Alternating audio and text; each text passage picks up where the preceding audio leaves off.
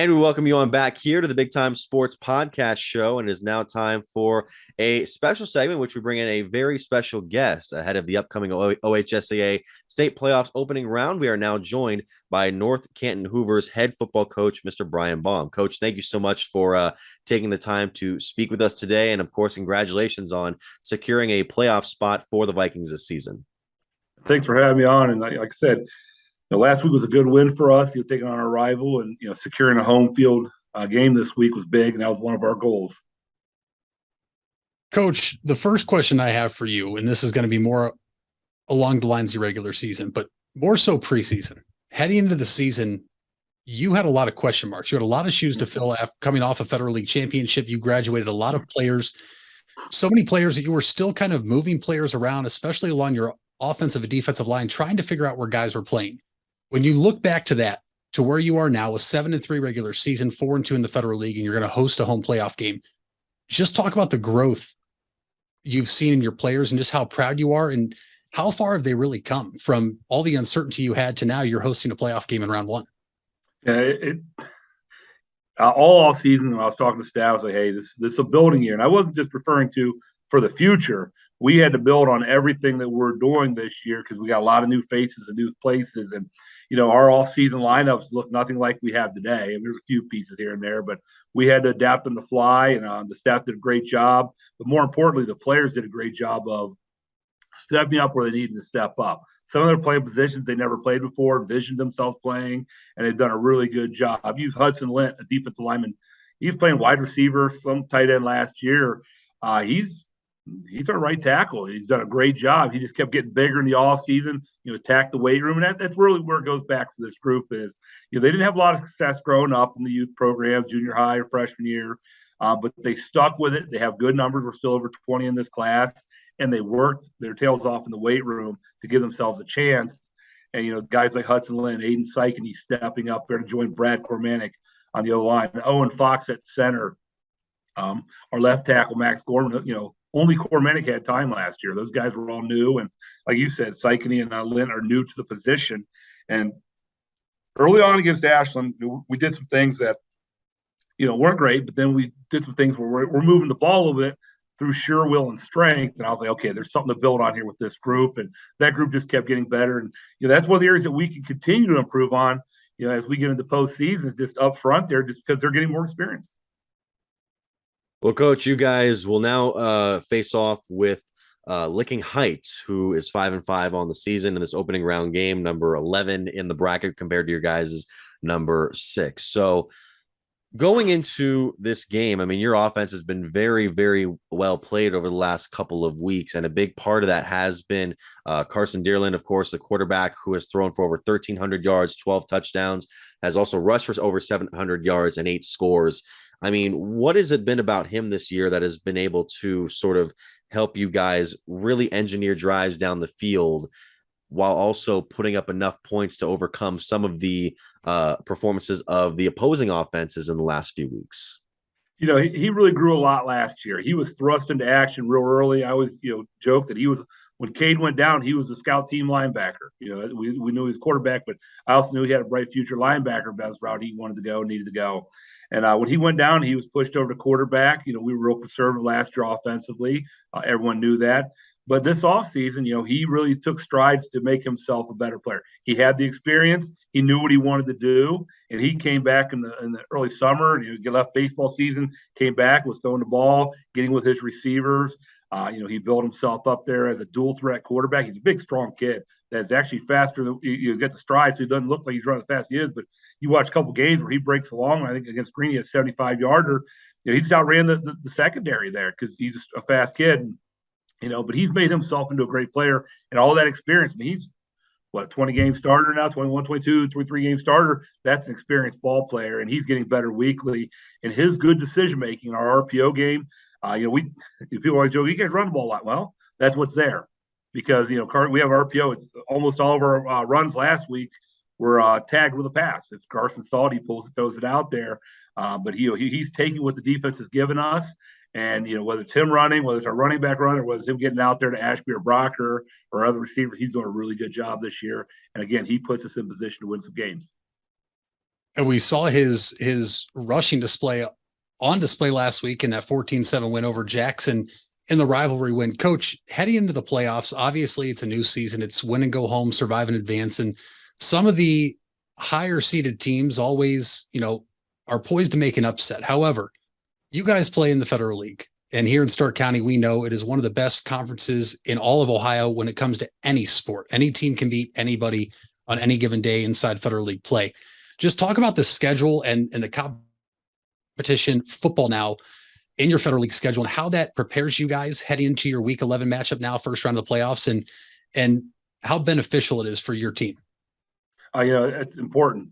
I'll start with our early season games. We played Bookdale, Garfield, Mansfield Senior. We saw some teams with some speed. You see, Senior had a really nice year this year. Put some challenge, but we're taking those games on, trying to prepare ourselves for the Federal League. And we got Louisville in that first four. That's a tough rivalry game because every game in the Federal League is a rivalry game. You have to be up for that, and Louisville gets us ready for that. And then we get in the Federal League, and we took on Glen Oak, and that was we won by 10, but that was a good game. We took on McKinley, they got the better of us, but that was one of those games where we could learn from, grow from. How do we handle these road games? We adjust some things up there. Got Perry on the road, did nice things there. Came back here for Lake, and they're a big physical team, and we felt that they did a great job. But we felt we could have done some more things. We were a little disappointed in that outcome. Then we finished the league strong there, and like I said, with some more rivalry games. But each and every game you have to be up for. The other team is going to get you.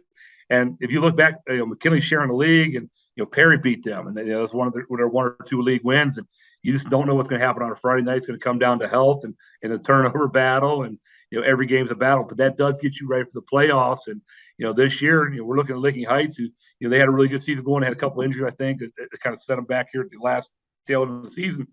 They slipped down the 11th spot. They're still an athletic, big team, and they're a threat. But our guys understand that we can't take anyone lightly, because in our league, if you do that, you've lost.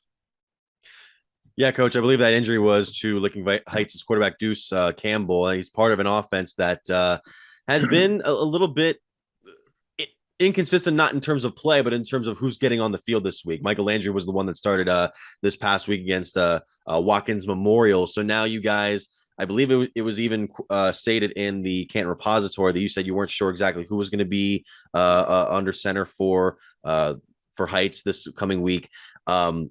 When you get your defense prepared, no matter who's going to be starting for the opponent this season, what have you guys really tried to hammer home to the defense to ensure that you get the best out of them? Gap responsibility. Knowing your responsibility, be ready or it comes your way, but gap responsibility with the front and the secondary, being in the right space, the right time. And, going back to the late game, they got a post on us. We were just a little bit out of position, and they made us pay for that. And those things in playoffs, you do that, you're done. You're going home. So, that's one of those things, is be where you're supposed to be. Know everyone work together, do your 111th, but up front, gap responsibility in secondary, make sure you're covering your area you need to cover or the man you need to cover. And Coach, on the flip side, it'll be the same question offensively. And I'm not sure how much tape you've looked into already as a team. I'm sure you and your staff got to work right away as soon as you got the matchup and saw you were hosting Licking Heights. Offensively, though, what are some problems that their defense could present for your offense this week? We know your offense can do it through the air or on the ground with any of your running backs or your quarterback, Carson Derlin. What are some factors that right now you're kind of game planning for and could expect some difficulty with? They have a big defensive line and backers that are aggressive. They run a 3-4 system. They can bring pressure from anywhere. So that pressure package, our O-line has to be ready. Going back to the inexperienced thing, we have to understand. That's one of the things Lake did a real nice job, brought different pressures. We just got to keep growing as an offensive line for pass protection. And in the run game, we've got to make sure that we're, one, getting the proper read out of Derlin, but two, that we're able to move some of these big guys there and get on the second level linebackers to give run lanes for Roach and Westfall and Dolph. Speaking of Roach, Coach, I wanted to ensure, is it expected that he's going to be on the field Friday night after missing last week with an injury? Yeah, we wanted to rest him a week. He was getting, I don't want to say sluggish, but he was, wearing down there a little bit. It's a lot to play running back in the Federal League. And, we gave him the last week off there, and, he's rebounded nicely, and he's had a nice week of practice. So then going into that one, Coach, I mean, your rushing defense this year, I mean, how do you find that balance between not relying too much on either passing or rushing, trying to ensure that your offense can remain unexpected when it comes to opposing defenses, and you can find ways to keep the opposing secondaries and the rushes on their back heels. Yeah, that's one thing you have to evaluate of yourself. Last year we were a run first team, very run dominant. We knew that, we accepted that, and we went with that. If we were throwing down, we knew we could be in a little bit of trouble. This year, we have a balanced attack. I know we have more rushes, but it's an RPO attack, and if they're giving us the run, we're going to take the run, and we're going to get that. And Derlin's doing a lot of that reading there, and like I said, he does a nice job. And I'll be honest, we have a lot more pass plays called that he just sees it. He takes off on his own and gets a lot of those running yards and rush attempts and rushing yards, and he can make defense pay with his legs out of the passing game as well. But Mike Sigler, our OC, does a real nice job with Justin Stutzer, O-line guys. They talk back and forth of keeping that balance, and we go back and self-scout like, okay, what are we doing a little bit too much in this situation? 1st and 10, what are we doing? We're a little run heavy. Okay, we got to mix in some passes this week because you want your tendencies. And well, one, it could be a big play, but two, you don't want your tendencies out there all the time. Like, oh, it's a run down for Hoover. The people can all say, oh, that's a run. No, that's what they're giving us because it's an RPO. But it's like I said, keeping it balanced, keeping the attack going. And like I said, with Ashby and Brocker being threats out there to receiver, even in the secondary, if you're diving in on Ashby, Brocker's going to make you pay. If you're over sitting on Brocker, Ashby can make you pay. So it's nice having that dual threat out there as well. Hoover head coach Brian Baum is our guest. Coach, you mentioned one name in Mason Ashby, and that's a part of the game we haven't talked about yet is your special teams. We've seen him return kickoffs to start games twice now this year. How vital is he to your special teams, and how much pride and preparation do you give your special teams? Because it has not only helped you guys win games, but completely swung momentum in a couple wins for you guys this year. And is that something that you guys, really look forward to and prepping for an opponent heading into the week? Yeah, absolutely. Our special teams, we always say it's a third of the game, do your 1/11th. It's just one play out there. But if you're on special teams, you are a varsity player. We let anyone that's on special teams. It's that important to us. We spend time on that in practice there. And, Coach White, our special teams guy, we were always giving it a hard time, like, oh, here goes special teams again. But because of that detail, because of the attention that he pays to all those things and adjusts little things here and there on special teams, it's not stale. It keeps it fresh for one, but it's also can be potent for our return game and also our kickoff games and stuff like that. We're mixing the deep kick, the pooches, the squibs. It's just important to keep guests on special teams because, like I said, giving up a special teams touchdown or scoring one now is absolutely huge for momentum and can swing a game. We know that. Well, Coach, the winner of this week's contest next week will take on the winner of Westerville South and Worthington Kilbourne. When you're conducting this team, are you the kind of coaching staff that'll be like, it's one game at a time, we don't worry about our future opponents, or is there a sort of third eye being kept on what you have to do in order to keep your guys going through the tournament? Now, the biggest thing for us to understand is one game at a time because, I talked to them Monday. Hey, you guys, this is fun. You're enjoying this. You mess this up, it's done. There's no more, I'll get a second chance. No. The finality. And I think last year getting upset in the second round, I don't want to say it's us, that Green's a good team, but losing that close battle in the second round has helped keep this group hungry. The year before, we lost in the playoffs to Massillon in the third round, and we got to play another game. So those kids didn't really feel that finality of a playoff loss. And that was the one thing I didn't like about that COVID year, because we played another game of football where now last year, hey, when you're done, it's over. It's a sudden, abrupt end. Our kids felt that last year, and I think it puts a little more sense of urgency into our seniors this year. Coach, when it comes to having your players focused, there's always a lot of outside noise, whether it's, parents, families, communities, or media included. And just in our sake of where we are with the media, there's always talk of, well, hey, if they win a couple games, it could be a Federal League rematch between Lake. You're in a division now in a region that boasts a couple or a few Federal League teams and also another Stark County team in Massillon. How do you keep your guys focused, and what has the vibe been like from your players this week? And have they shown they're ready to just take it, like you said, one game at a time, knowing that if they mess up, it could be over?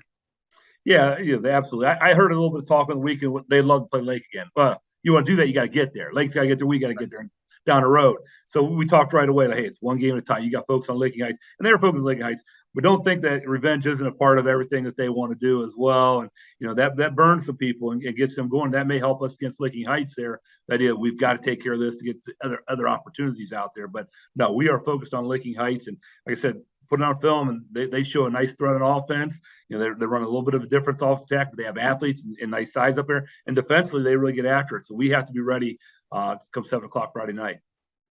Coach, once again, thank you so much for taking the time to join us. Best of luck this coming week, as well as possibly the rest of this upcoming state playoffs. Thank you very much. It's fun being on. Thank you, Coach. Thank you so much. It's Coach Brian Baum here on the Big Time Sports Podcast Show. We'll come back right after these messages.